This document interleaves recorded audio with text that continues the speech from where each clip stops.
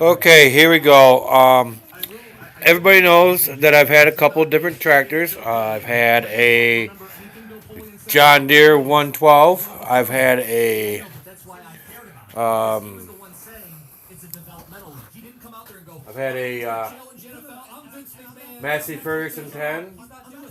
I've also had a Massey Ferguson, and I've had a Cub Cadet XT1. I still got the Cub Cadet 1100, but here recently I decided that I wanted a tractor that would be able to do everything that I needed, without worries, without being able to worry about, without having to worry about how much weight I'm pulling, without worrying about what I'm pulling, without worrying about the work I'm doing, knowing that it will be able to do anything that I keep it, anything that I will be able, anything that I need it to do, it will do, and not have an issue. So I got a couple tractors together. I got my John Deere 112, and I got the Cub Cadet XT1, and I was online. Been watching a tractor, a Case 446, for about 2 months. And I had asked before if he wanted to trade, and he didn't want to trade. He was kind of like, yeah, I'll wait and see. So I kept waiting and kept waiting. And then around the 2 month mark, I asked him again, would you like to trade? And he goes, what do you got? So I showed him and I sent him pictures of everything I was willing to trade for it. And he said, let me think about it. So he thought about it for a day. And believe me, that day was hard to wait for. So, um, while I was waiting, I did research on this case 446. Found out that it's classified a subcompact. And subcompacts inherently have big decks, big heavy decks. They have usually hydraulic drive, or in the case, it has a high drive. And generally the plows are bigger and stronger. The frames are usually a lot better, and they can usually do a lot more work and have a lot more implements. So I was pretty happy. And then he got back to me the next day and he said, "Yeah, let's do this." So I was excited. Of course, I couldn't go because I don't got a truck and trailer. And so I got all my friend. He's like, "Yeah, I'll do it." So we went ahead. I got it together. We put everything on the trailer to take over there and picked it up. No, I was nervous because I was like, oh, this guy's going to say he don't want to because I got two small tractors and he's got one big tractor. And he's going to say, I don't want to, and then I just waste my money. But surprisingly, he said, yeah, let's do this. I want them. So test drive went good. Everything went great. And so, of course, I'm ecstatic. Got my subcompact. Usually never happens. Somebody to get a subcompact and not come out of pocket, it's pretty hard. Um, did some research, found out that the case 446 by itself with the orange deck is only worth about $1,500. I found out that I have a white commercial deck. I didn't know that made a big difference. I thought that was the size it came with it. But it's a commercial 60-inch case 446 uh, mold deck. It was only made 1 year. So there's not very many of them out there, and everybody wants them, but I'm not giving mine up. I love my deck. It's big enough for what I need it to do, and it's solid. So now me and my grandson, we're gonna get to talking about this tractor, and we're gonna have him standing next to it and going around and the stuff that he knows. He'll point out too, and we'll go from there. And we're gonna use him as a size comparison to see how tall the tractor is to normal, what most people think of tractors. Okay, so here we go. All right, so there's my grandson, Christian. He's been in a couple other videos. So let's see what we got going. This is the case. It is a, like it says over here, 446 high drive. Okay, before anybody says anything in the comments, this I know is not what's supposed to be on there. But there was a hole in there, and the guy's like, I don't want rain getting in there, water or bugs. So he put this on. It's got, it looks all right. Lights on it. I have not figured out how to turn those on yet. They're kind of, weird. I don't know how I can turn those on. But I'll figure it out. And then we got the. You gotta go that way. You're the light. Go that way. Go that way. Go that way. Go that way.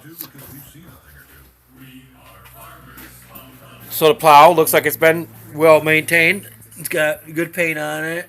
No rust. No visible rust. I did try a little bit out today. Worked out really good. It's got the case thing on the side here. I did not see a serial tag, but that's okay. I was told this is a case plow. Yes, everything is hydraulic as far as lift goes. It's got the hydraulic lift for the blade.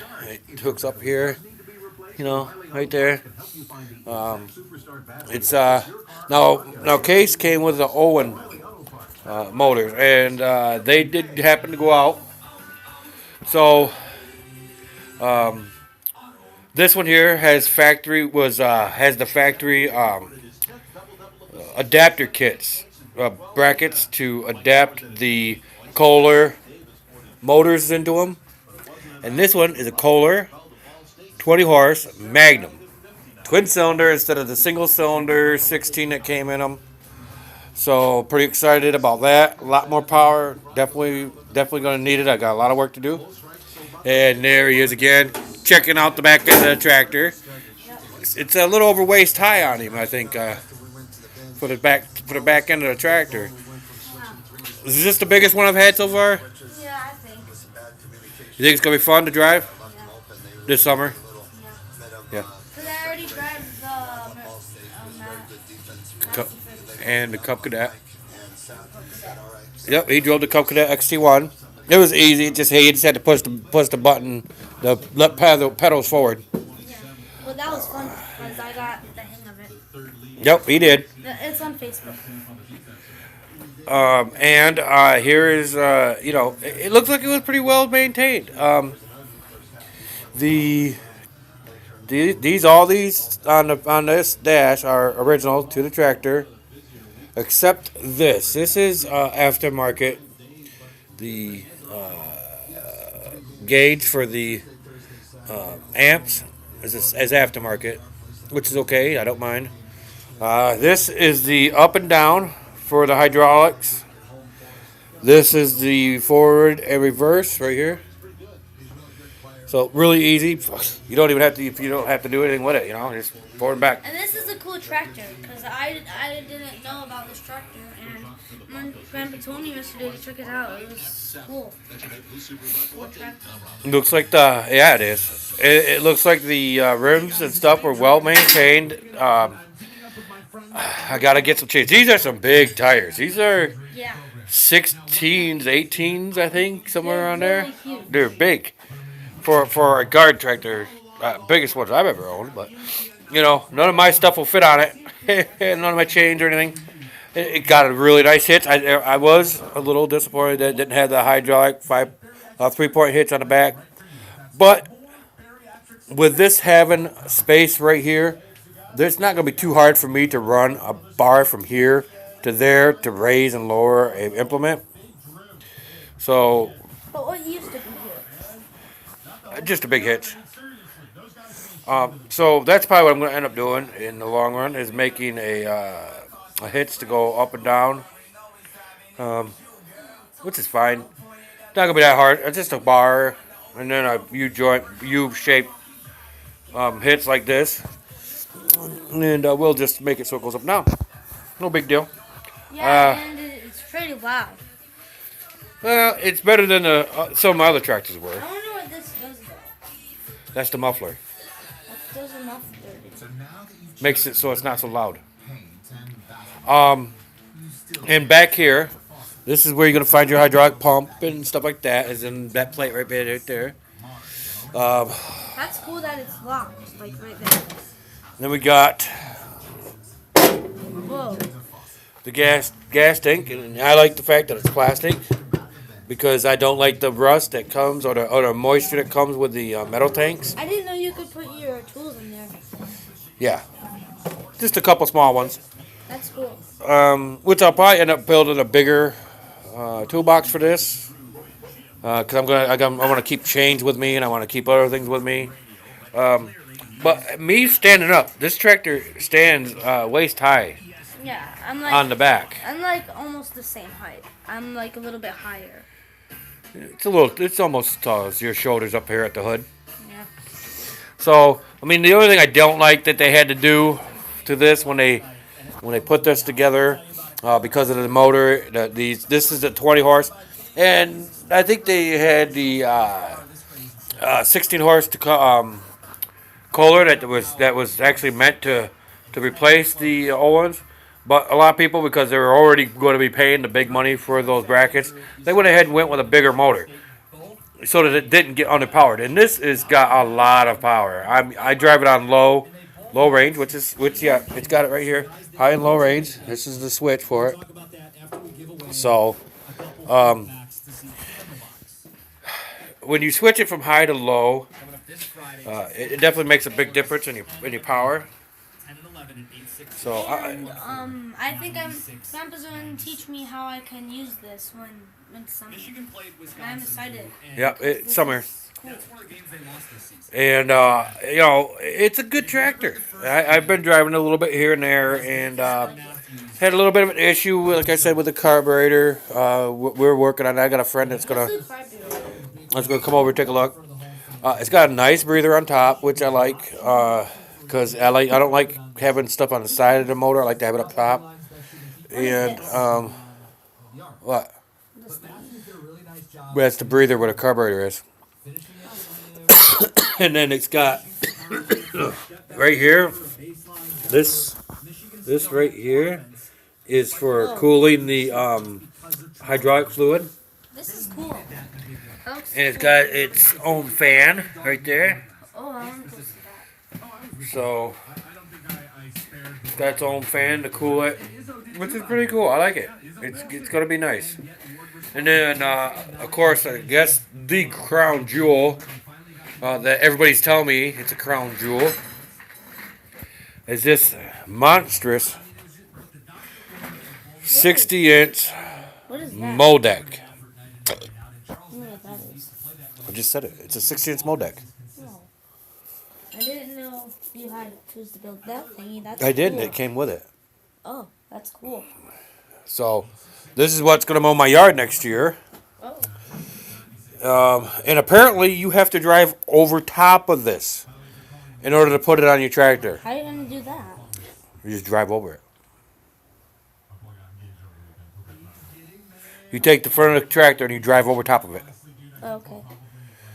And then, my understanding is everything is here to hook it up. I think it is.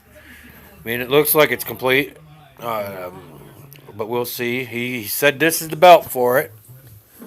So, pretty excited that I didn't have to buy a belt for once. Yeah. So, That's always cool. You don't have to buy it and they already have it. It's always cool. and the mule drive is right up there. Right there. I wonder. That's the mule drive, and they hook up to it. I wonder how those hydraulic things work and stuff. So we'll see. We'll see how that. I'm in some ways I'm glad I didn't get a hydraulic implement. But we'll see. This is kind of cool. Actually, it's a lot cool because it's like the biggest tractor I've owned, and it should. Tires on one of Grandma's tractors. I forgot. It's bigger than your mom's tires on a car. Wow. So I'm kind of interested to see how this works as far as moving, towing, and hauling and pushing, and it's got a lot of work to do this year. We got stumps to rip out. We got ground to push over so we can put our grass seed down. I've got some work to help my friend with that he needs. So this is going to be doing a lot of work, and I hope it keeps up to what it says it is. and is able to do. And for once, I don't have a gas leak. Every tractor I have had has had a gas leak except for the Cub Cadet XT1 and this. This has a fuel pump that sits right underneath this here footrest. Right there. It sits right underneath there. And it's a fuel pump. So when you turn it on, it you can hear it pump. I think I'm going to do this real quick. Just for a minute here. You ready, people, for this?